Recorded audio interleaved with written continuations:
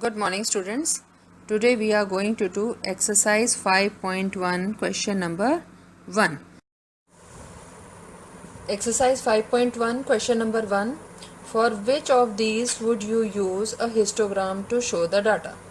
Number of letters for different areas in a postman's bag. ठीक है, अब मान लीजिए हमारा रुड़की शहर है, इसमें हमारे डिफरेंट एरियाज़ हैं, जैसे आप कह सकते हो केवी टू रुड़की, और दूसरा आप ले लीजिए बीईजी, तीसरा आप ले सकते हो सिविल लाइंस, और चौथा आप ले लीजिए रामनगर। ठीक है, रामनगर। तो अब पोस्टमैन क्या करेगा? पोस्टमैन हर जगह के लेटर्स को अलग अलग सॉर्ट आउट कर लेगा। तो सॉर्ट आउट करने के बाद में फिर वो उसको हम डाटा के बार बनाएंगे, ऐसे बार बन जाएंगे, है ना, इस तरह के बार्स बन जाएंगे। तो ऐसे केस में जहाँ पर अलग अलग हमारे पास डाटा होता है तो वहाँ पे हम ये सेपरेट बार्स बनाते हैं। हर बार हमको ये बताता है कि ये KV2 का है, ये वाला हमारा BEG का है, ये वाला हमारा सिविल लाइंस का है। ठीक है, तो इस तरह का जब भी हमें अलग अलग सेपरेट डाटा दिया हुआ होता है तो हम बार ग्राफ बनाते हैं। बार ग्राफ यानी जिनमें बार्स के बीच में, यहाँ पे आप देख रहे हो गैप होता है। ठीक है, there is gap in between. तो ऐसे केस में हम बार ग्राफ बनाते हैं जहाँ पे हमें सेपरेट डाटा दिया होता है। अब हमने क्वेश्चन किए थे जैसे कि 0 to 10, 10 to 20, 20 to 30। अब यहाँ पे क्या है कि देखो 20 रिपीट हो रहा है, ऐसे 10 रिपीट हो रहा है। तो ये जो डाटा है ये किस तरह का डाटा हम कहेंगे इसको? ये कंटिन्यूएशन में डाटा कहलाएगा। ठीक है, दिस इज़ इन कंटिन्यूएशन में डाटा होने की वजह से क्या परेशानी है कि हम इसके सेपरेट बार नहीं बना सकते। मान लीजिए अगर हम सेपरेट बार बनाना चाहें, सपोज करिए हम इसको इस तरह से बनाते हैं, तो सेपरेट बार में हमने इसको लिख दिया भाई 0 से 10। अब 10 से 20 कहाँ जाएगा? तो 10 तो यहीं पे रहेगा, तो इसी के साथ बनेगा ये 10 से 20। ठीक है, तो ये वाला हमारा शो करेगा 10 से 20। ऐसे ही अगला हमारा, जैसे मान लीजिए हमें दिखाना है 20 to 30, तो ये वाला हमारा शो करेगा 20 to 30। तो इस तरह के जो बार्स होते हैं ये सेपरेट नहीं हम बना सकते इनको। क्यों? क्योंकि यहाँ पे डाटा कंटिन्यू हो रहा है, 0 से 10, 10 से 20, 20 से 30, और इसमें फिर हमें जैसे फ्रीक्वेंसी दे दी 5, 4, 7, तो उसी हिसाब से हम इनके हाइट बनाते हैं। यहाँ पर भी हाइट तो हम इसी के हिसाब से बनाते हैं कि मान लीजिए 5, 4, 7 दे दिया तो हम उसी के हिसाब से इनकी हाइट भी बना लेते हैं। लेकिन यहाँ पे क्योंकि ये डाटा कंटिन्यूस है तो ऐसे केस में जो बार्स बनते हैं वो कंटिन्यूस बनते हैं। तो कंटिन्यूस बनने की वजह से क्या हुआ इसमें कि ऐसे वाले बार ग्राफ को हम बोलते हैं हिस्टोग्राम। ठीक है, तो जब भी हमें ये डिसाइड करना है कि हिस्टोग्राम बनेगा या बार ग्राफ बनेगा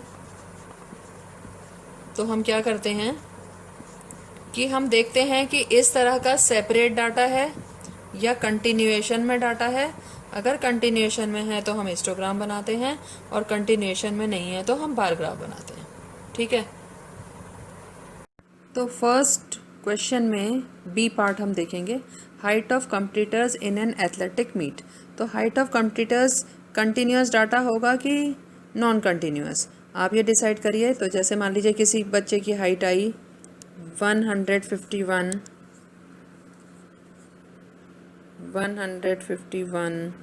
किसी बच्चे की हाइट आ गई 162, किसी की 150 आ गई, किसी की 200 तो नहीं आ सकती, 168 आ गई। तो इस तरह के जब आप डाटा बनाओगे तो ये कंटिन्यूएशन में क्यों आएंगे? क्योंकि किसी की भी हाइट कंटिन्यूस हो सकती है। 150, 151, 162, 160, ये सारा कंटिन्यूस डाटा है ना। बहुत सारा नंबर्स जब हमारे पास होते हैं तो इस तरह का डाटा हमारे पास कंटिन्यूएशन में होता है। तो जब आप इसको ऑर्गेनाइज करोगे तो आप इस तरह से इसको ऑर्गेनाइज करोगे कि 140 से 145, 145 से 150, 150 से 155। तो इस तरह से जब आप इसकी बार ग्राफ बनाओगे, ये ऑर्गेनाइज जब आप कर लोगे, तो ऑर्गेनाइज करने से क्या होगा कि कंटिन्यूएशन में आप देखोगे कि ये डाटा हमारा कंटिन्यूएशन में आ गया। कंटिन्यूएशन में आ गया, इसका मतलब है कि हमको हिस्टोग्राम बनेगा इस वाले क्वेश्चन में। ठीक है, ऐसे ही फिर third part, number of cassettes produced by 5 companies. 5 companies यानी कि 5 अलग अलग नाम की कंपनी होंगी, है ना। तो कैसेट की डिफरेंट कंपनीज होंगी।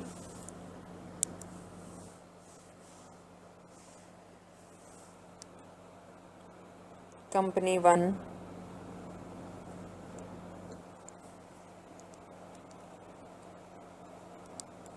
फिर सेकंड कंपनी हो जाएगी, थर्ड कंपनी हो जाएगी, फोर्थ कंपनी हो जाएगी, फिफ्थ कंपनी हो जाएगी।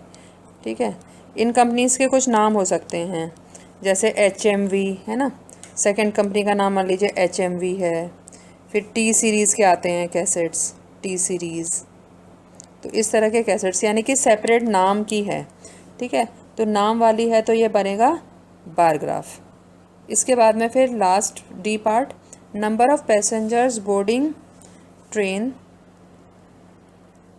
क्या होंगे, from 7 AM to 7 PM at the station. तो ये भी डाटा आप देखो कि ये कंटिन्यूस डाटा है, तो कंटिन्यूएशन है क्योंकि ट्रेन तो किसी भी समय आ सकती है, भाई 7 बजे आ गई, 7:05 पे आ गई, 7:30 पे आ गई। तो इस तरह से किसी भी समय पे आ सकती है ट्रेन। तो ये वाला जो डाटा होगा ये कैसा होगा, कंटिन्यूस डाटा होगा। तो क्वेश्चन नंबर 1 का D पार्ट में हिस्टोग्राम बनेगा। क्लियर हो गया।